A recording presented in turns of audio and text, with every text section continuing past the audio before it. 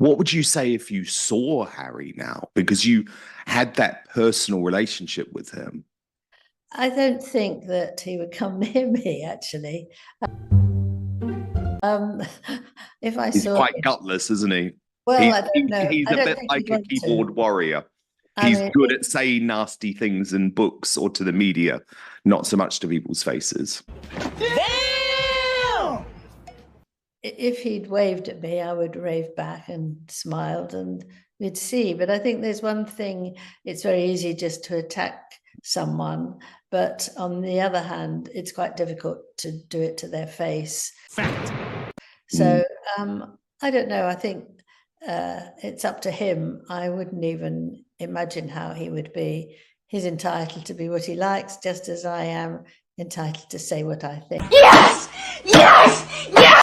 And luckily, I've got good insight. I think that's why I've done quite well, and I can read him. You do if you've been with somebody for quite a long time. Well, of course. And by the way, when Harry tries to say that you've made a living off him, he's completely wrong. Your new biography of Queen Camilla was another bestseller, had huge revelations, and you have, and some people don't know this, you have a track record as being one of the most famous interviewers on Fleet Street for decades before you had anything to do with Harry. So I think that criticism is particularly unfair.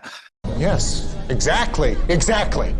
But what do you think changed with Harry? What changed the man that you knew? Well, it's obvious it's Meghan, isn't it? It's obvious. I was with them when they went on their first engagement, and I was astonished how able she was at talking to people on either side of the road and picking up something they've dropped and giving them something to wear in their hands because it was so cold and they could rub, amazingly kind. And I thought, this is astonishing. This is not normal that somebody, they weren't married yet, could do that. It's quite extraordinary. Women. Gosh. And then they went indoors, various buildings, to talk to the heads of various charities that he was involved with. And Meghan did, for the first time, what she's not stopped doing since, is pushing him out the way and going forward first. And I thought, oh, hell, this is really, really difficult. Nobody I could imagine would do that first round. Who was she? Really, nigga? Nothing really without him. And he let her go in front, but that was the beginning of the downfall, really, because you could see her wanting to be the leading lady. She was the leading lady. She pushed him out the way. He was the leading lady. Boy. And he let her do that. And I think that the gentlemen and women who were up there, shaking a hand, had no idea really what to say. If you go somewhere where you don't know the people, you come from a different country, you find a whole different way of running lives when you're a member of the royal family. You sit back and you watch. You do that in any company. You don't go in and say, I'm going to be the chairman of this straight away. You learn. Fact. You have to watch, you have to be there. I think if she'd hung around for 2 years and really listened and not try to push in front of Catherine and William and not try and make it her own with the clothes in the wrong colour and all that, it might sound petty, but it's very important. Once you've got that, you could say, I've got some good ideas. Why don't I ... would you mind if I did ... You've got lots of opportunities, but nobody who's got sound common sense would actually rush in and take it all on board. What do you mean by that? But Angela, here's the thing. And look, tell me if you disagree. But she never wanted it to work, did she? This was a plan. She came in looking for examples of racism, looking for examples of bad treatment, because, like you, I was covering her entire time in the royal family. So that was a lie. And these courtiers who she has criticized on such an international level, they bent over backwards for her. They wanted her to be happy. They wanted her to follow her passions. They didn't even ask her to give up acting. So I believe this was a plan. I agree with you 100%.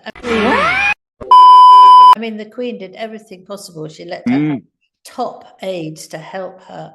And she did say that she could carry on acting if she wanted to.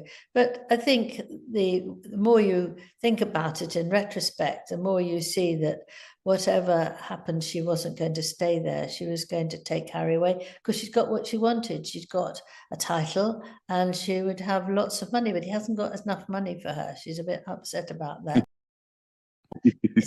She likes the billionaires, doesn't she? She wanted the big palace. She was so embarrassed, Angela, so embarrassed to have Oprah into that little palace at Kensington, the most prestigious address in London. I mean, where does she get off? Seriously.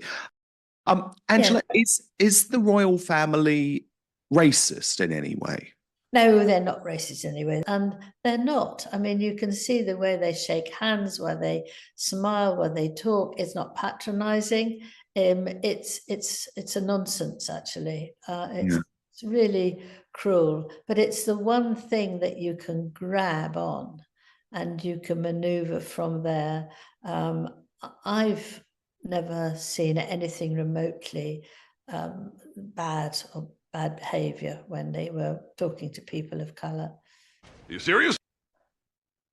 The Sussex Squad. So I revealed a big investigation last week into what has been going on with this gang of internet trolls, which Harry and Meghan are at the forefront of, and their friends, their allies like Christopher Boozy and Omid Scobie are directly involved with. Why on earth, Angela, given they claim to be so opposed to internet trolling and disinformation online, why on earth have Harry and Meghan not condemned or disassociated themselves from the Sussex Squad? Good question.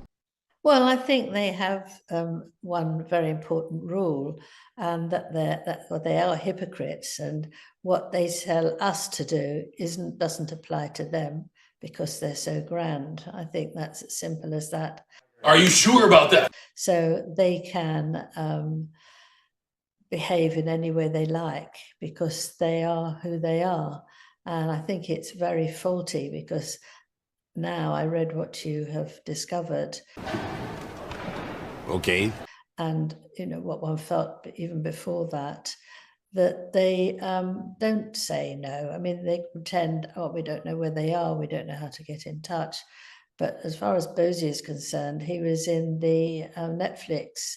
And Meghan had paid him previously. So there's a clear connection between the two of them. What? Bro, what are you talking about, man? Yes, I mean, he was pretty ghastly to me as well. I mean, Well, you've been targeted by the Sussex Squad time and again. Yes, and at one point in Newsweek, he said that he'd investigated me very thoroughly, and he had discovered that all my friends were very right-wing, and I only associated with Nazis. Now, considering I'm Jewish and an active, That's appalling. I would run a mile from that. And it was very difficult for me, but I kept quiet because I think the best way is not giving the publicity that they wanted. But it was very difficult for me for some months. We do not care. Because it was a terrible thing to say, and he had absolutely no evidence. It was just a huge lie, and that's very painful.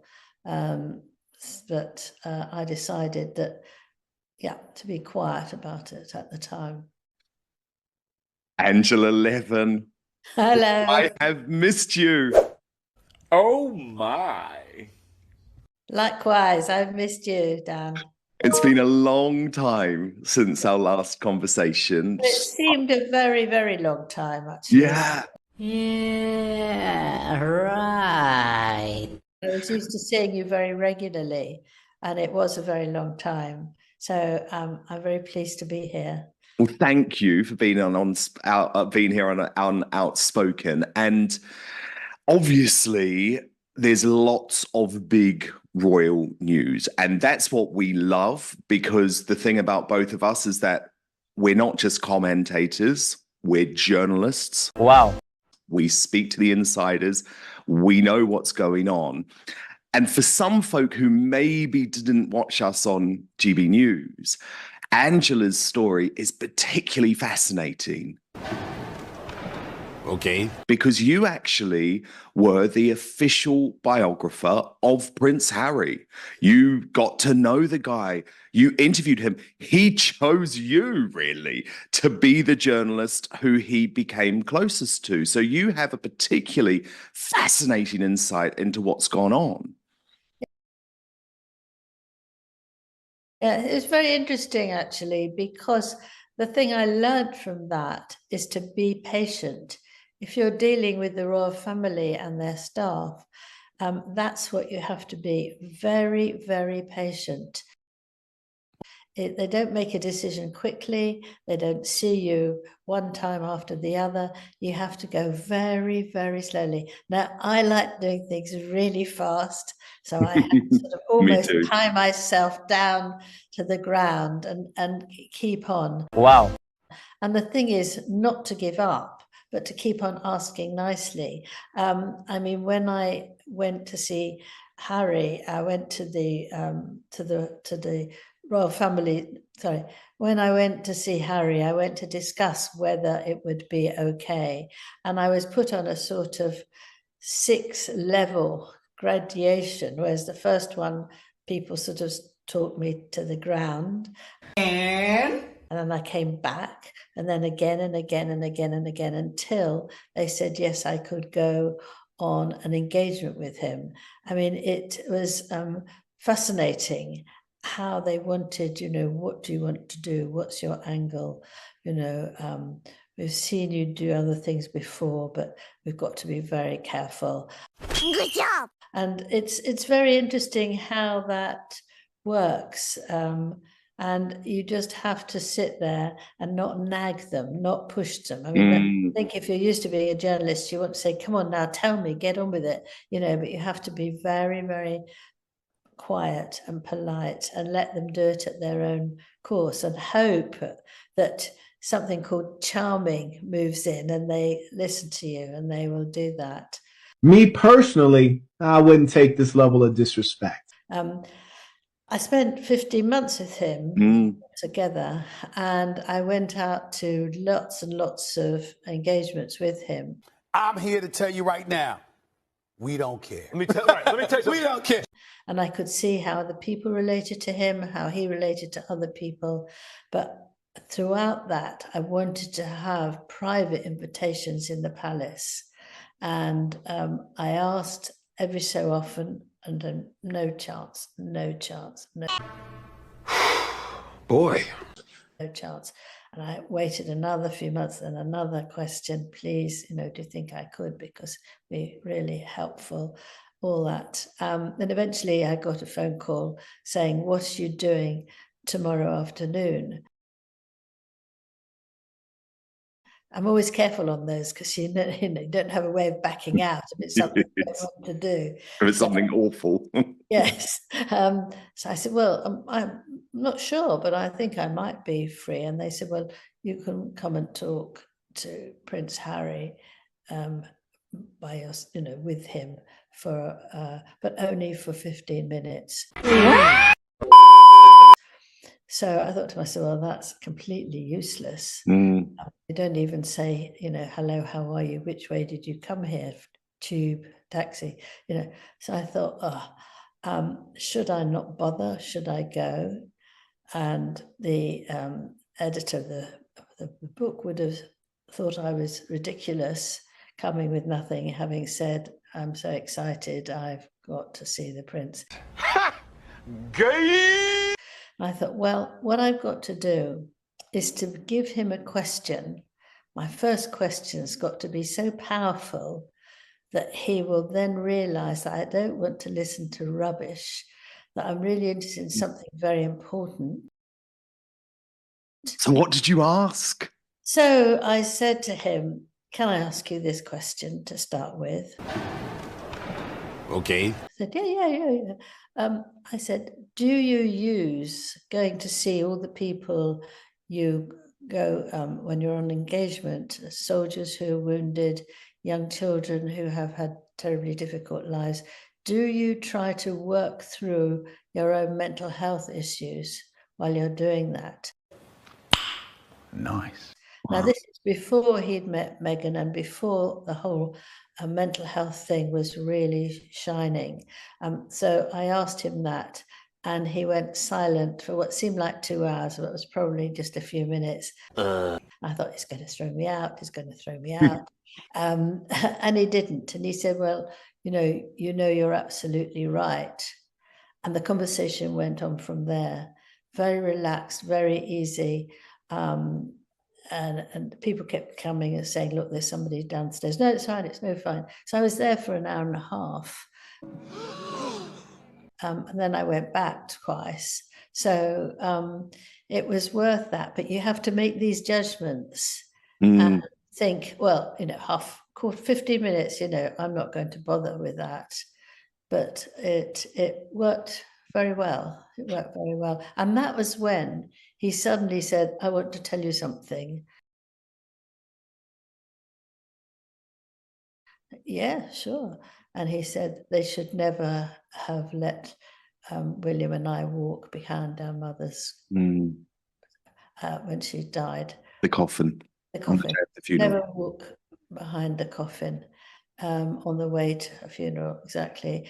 So that was a lie. And that went whizzing around the world because... Well, yes, it was an international sensation, that story. Yeah. You became known as a result of that as the journalist who knows Prince Harry best. And by all accounts, he was happy with the book. He liked you a lot. What do you mean by that? So what happened? Because now, alongside me and Piers Morgan and Rebecca Brooks, you're one of the journalists who he targets with negativity.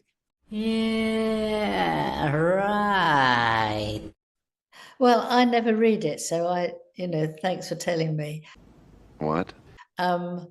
I think he's obviously very cross because he doesn't want me to say things now, which I recognize as something that's completely different from the Harry I knew. And so I don't let that negativity come into me. I just say what I think. And that's it. If he's now furious with me, then that's fair enough. Are you sure about that? But I have my own feelings and I just say them.